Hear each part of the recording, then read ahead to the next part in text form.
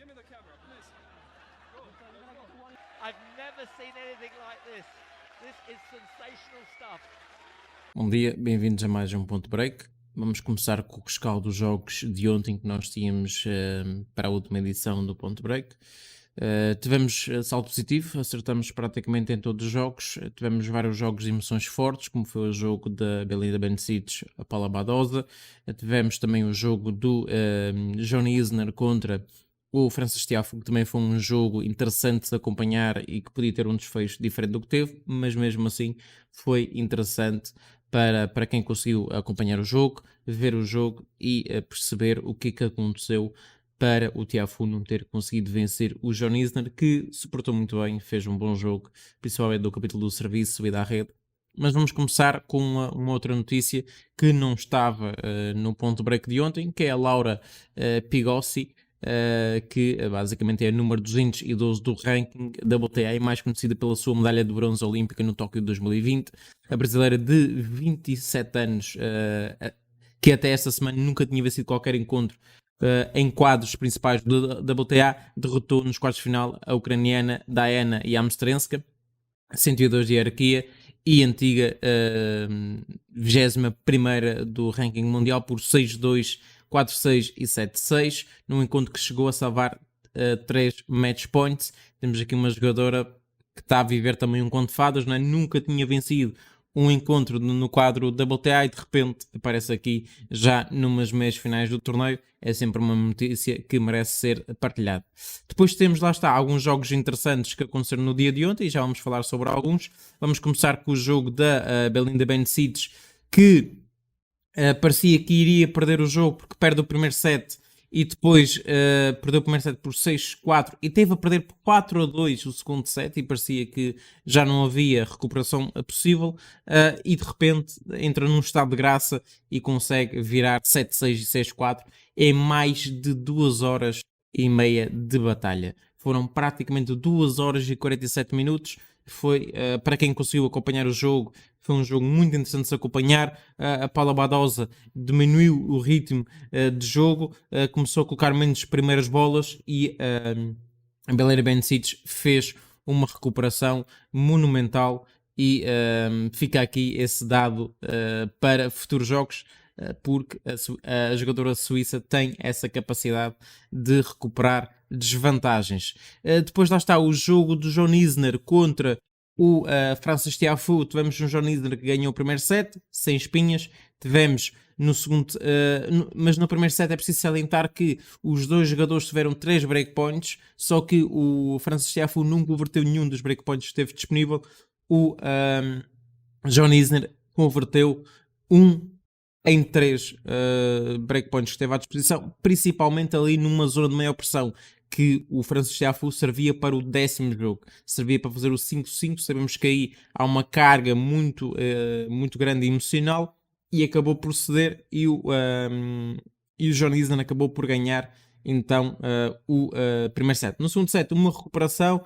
O Francis Tiafoe teve capacidade de perceber, ok, eu não posso jogar desta forma, eu vou ter que aprimorar a minha estratégia para conseguir levar de vencido o meu compatriota, e foi isso que aconteceu. No segundo set tivemos uma abordagem diferente do Tiafoe, menos errático, à espera mais do erro do adversário, a fazer correr mais, a variar claramente a profundidade de bola, bolas mais curtas, bolas mais compridas, para dificultar claramente a leitura ao adversário e, por sua vez, a resposta. E foi um jogo interessante, taticamente foi um jogo interessante, mas via-se que o Tiafoe, principalmente no terceiro set, teve ali alguns momentos onde claramente quebrou fisicamente e depois não conseguiu dar o seu melhor naquele set. Bem, partimos aqui para a análise dos jogos de hoje. São 6. Vamos ter as meias finais de Marrakech, vamos ter as meias finais de Houston, vamos ter as meias finais de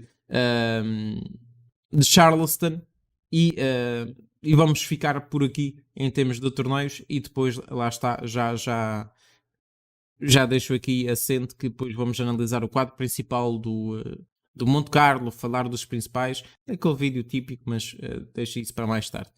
Começamos aqui com o Alex Molcan contra o Djere, e para mim acaba por ser um jogo interessante. o Molken venceu o Boutique Vazantchuk por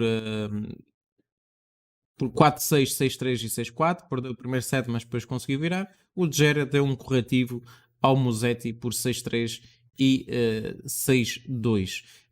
Basta ver que aqui o Molken é um jogador que tem tido algum aproveitamento em terra batida. Este ano já fez 6 jogos, venceu 5 e perdeu 1. O Djere tem 5 jogos, venceu 3 e perdeu 2. Se formos ver na carreira, o ano passado o Molken fez 58 jogos em terra batida, venceu 43 e perdeu 14. O Djere o ano passado fez 29 jogos, ganhou 17 e perdeu 12. Claro que temos que ver que são jogadores de hierarquias até muito semelhantes. Temos um jogador 55 do ranking e temos outro 65. O mercado aqui dá favoritismo para o Djere. No entanto, se a gente for ver os últimos jogos, o Molken venceu o Aliassime por 2-1, venceu o Boutique Vazantchuk. Aqui o favoritismo tem a ver muito com o fator de experiência e também por o Djere chegar a estas meias finais sem perder qualquer set. Venceu o Leka por 2-0, venceu o Jazir por 2-0 e venceu o Musetti também por 2-0. O Boutique Vazantchuk, dois dos últimos 3 jogos que fez neste torneio, foi a 3 sets e foi jogos mais desgastantes fisicamente. No entanto, essa odd aqui acaba por ser um pouco perigosa. Acho que é um jogo para vocês analisar como é que está o Alex Molken, porque pode ser um jogo aqui people 21,5, 22,5. No entanto, não vou recomendar aqui nada para esse jogo, embora parece-me que sim, o Djere é favorito a ganhar o jogo, só que esta odd a longo prazo, na minha opinião, pode não ser suficiente para sermos lucrativos a médio e longo prazo. Gostaria mais perto do modo 1,80. Acho que é um jogo equilibrado. 2,10, 1,80 seria para mim as odds que faziam mais sentido para esse jogo. Não é o que temos. Temos o modo 1,65. A odd mais alta, segundo estive a ver nas casas internacionais, é 1,74. Eu aproximo muito mais deste valor do que deste. Por isso aqui ponderem ao vivo, para mim será a melhor escolha. Depois lá está, temos aqui o jogo da Tatiana Maria contra a Rakimova. Tatiana Maria que venceu a Bjorkun por 6-1 e 6-4, e a Rakimova venceu a Bara por 3-6, 6-4 e 2-6. Temos aqui um jogo interessante no ponto de vista de odds, um jogo equilibrado. O mercado dá-nos esta informação através das odds, mas é preciso relembrar que temos aqui um jogo que a Tatiana Maria, ou a Tatiana Maria, tem uma vantagem naquilo que é terra batida. Basta ver que este ano tem 5 jogos em terra batida e venceu os 5, já a Rakimova tem 3, também venceu os 3. Mas se formos ver o ano passado e há 2 anos, vemos que até a Rakimova teve um aproveitamento melhor em terra batida. No entanto, a nossa Tatiana Maria, ao longo dos anos, desde que ela começou a sua carreira, normalmente é o torneio, é a superfície onde ela normalmente gosta de jogar mais, porque dá-lhe assim alguma capacidade de antecipar-se aos movimentos do adversário. No entanto, concordo com as outras. Até puxaria essa odd da Tatiana Maria para 1,85. A odd da Rakimova ficava assim, aqui 1,85. Eu sinceramente acho que é o primeiro jogo entre as duas, por isso eu acho que vai ser um jogo até equilibrado. Podemos aqui buscar aqui a Rakimova mais 2,5 na perspectiva de ela estar num bom momento em terra batida. No entanto, também podemos olhar para esse jogo como uma aposta ao vivo a médio e longo prazo. Seria ideal apostar aqui na Tatiana Maria 1,85 para aquilo que é o jogo entre o estilo de jogo das duas. Temos uma Tatiana Maria que joga muito na antecipação, temos uma Rakimova que gosta de acelerar e resolver os pontos o mais cedo possível, e isto também faz com que ela erre mais no ponto de vista estratégico. Aqui, Tatiana Maria seria então a minha escolha. No entanto, é um jogo equilibrado e poderá cair para qualquer lado, na minha opinião. Depois temos aqui a Alexandrova contra a Belinda Bencic. Alexandrova que vem de um 4-0 e a Belinda Bencic do 4-0 também, esta época é terra batida. O ano passado Alexandrova fez 6-5, a Belinda Bencic fez 5-5. Em termos de confrontos diretos, temos aqui 2-2, duas vitórias para cada lado. A Belinda Bencic venceu em Relva o ano passado em Berlim. A Alexandrova venceu em Stuttgart o ano passado. E foi o único jogo em terra batida que fizeram. No entanto, aqui a Catarina Alexandrova teve um jogo teoricamente mais fácil, por isso pode ter aqui alguma vantagem física e emocional, porque venceu o último jogo entre as duas em terra batida, teve mais tempo para preparar o jogo, porque venceu a Linette por 6-0 e 6-2, praticamente em 1 hora e 2 minutos, ao contrário da Belinda Bencic, que fez 2 horas e 47 minutos.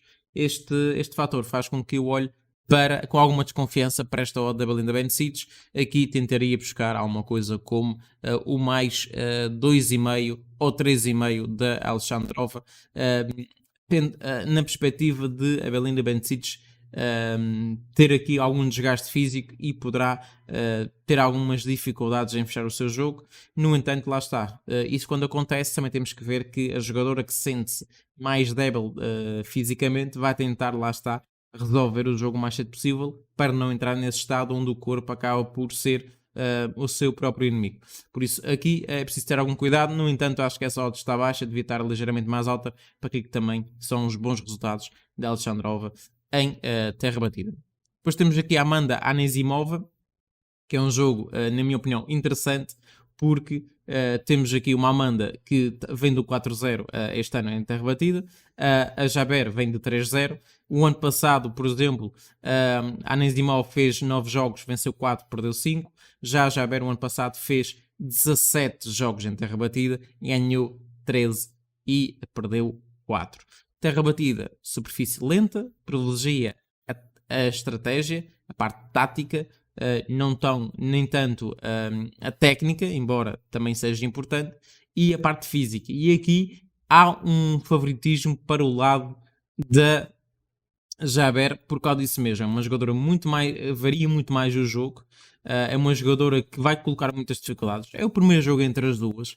Eu, na minha opinião, com base no estilo de jogo das duas jogadoras, iria mais para a Jaber do que para a Anisimova, e vou explicar porquê. Porque a Anisimova jogou contra as jogadoras, jogou contra a Victory, jogou contra a Putintseva, Zabalenka e Kog van Jutvank. Por acaso foi a Van de Beek.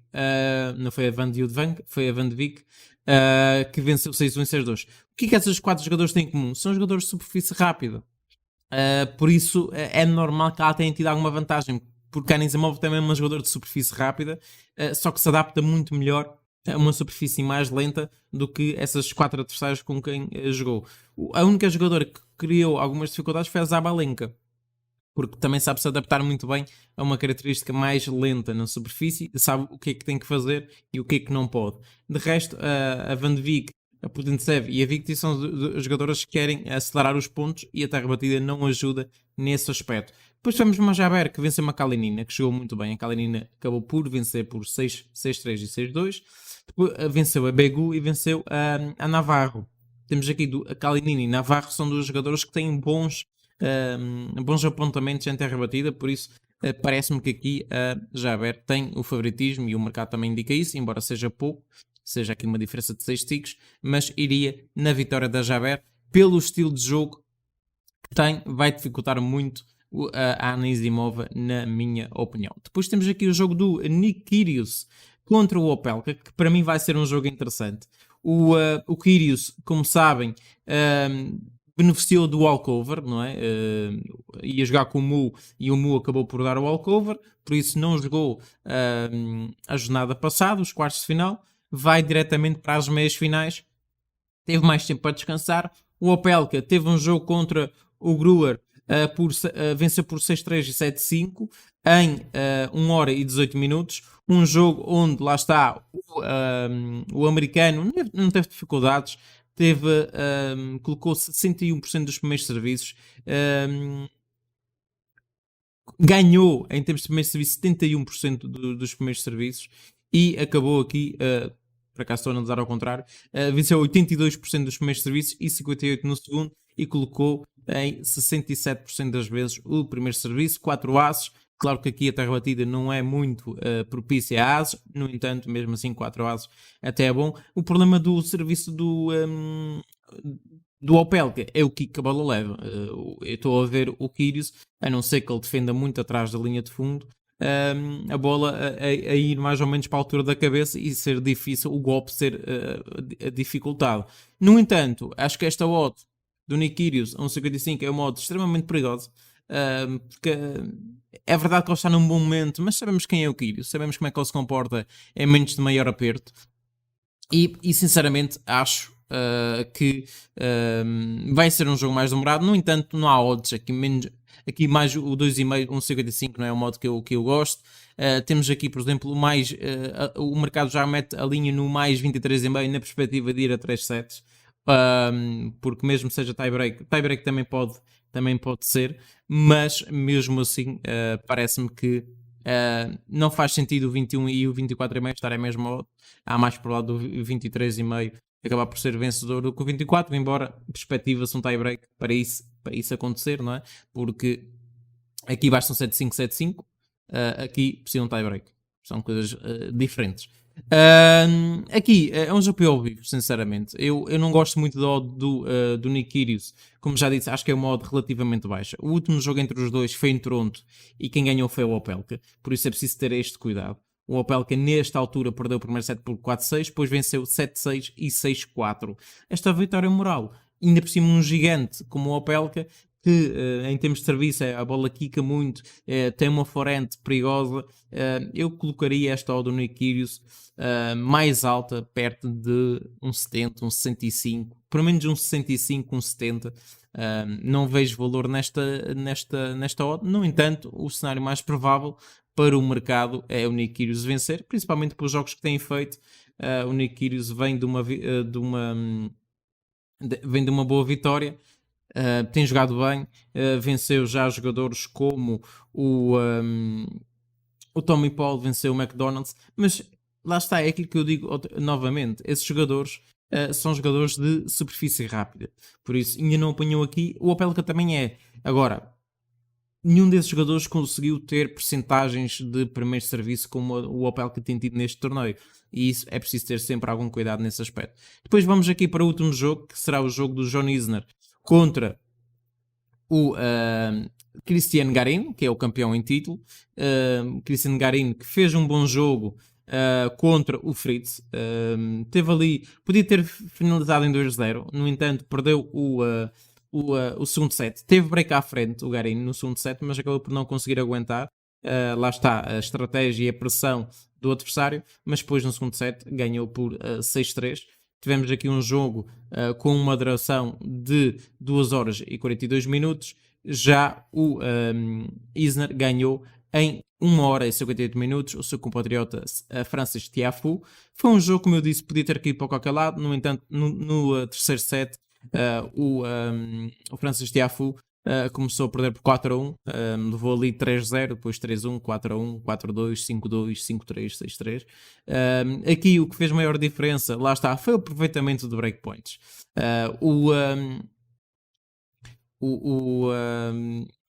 O Isner salvou 68% dos breakpoints.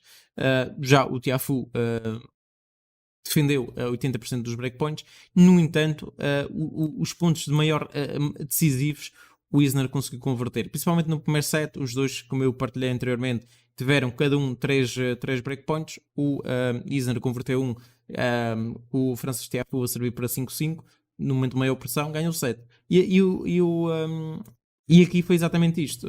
O Francis Tiafoe gastou muita energia no segundo set para tentar empatar o jogo, corria como um louco a todas as bolas, nunca dava nenhuma bola como perdida. Depois lá está, acabou de pagar a fatura porque fisicamente quebrou muito no último set e o John Isner conseguiu, através de serviço vôlei, resolver o jogo sem problemas. Para esse jogo, aqui eu iria mais para para o Garim. E porquê? Primeiro está a defender o título, está a jogar muito bem. Claro que o John Isner venceu um jogo, penso eu. Acho que quem tem a vantagem, e deixa-me confirmar aqui, exatamente, o Cristian Garim lidera o mano a mano por 2-1. E em superfície rápida, atenção, arte, indoor e arte. Basicamente piso duro, mas 2 outdoor e 1 indoor. Indoor foi no Masters 1000 de Paris. Mas o último jogo que cumpre o requisito dos 18 meses é Toronto do ano passado, e aí o John Isner venceu por 2-1. O que é que eu espero aqui? Um jogo onde esse 24,5 ou 25,5 poderia ser interessante se olharmos com uma perspectiva do John Isner roubar pelo menos um set, se estiver a jogar tão bem como jogou ontem. A longo prazo, a odd do Garim interessa muito mais para mim do que a do John Isner. Principalmente tem uma vantagem moral porque venceu mais jogos no passado do que o John Isner, no mano a mano. Está aqui a defender um título. É especialista em terra batida, ao contrário do John Isner. O John Isner tem o fator casa, que poderá muitas vezes ajudar em momentos de maior pressão, o apoio do público e tudo mais. Por isso eu aqui ficaria pela vitória do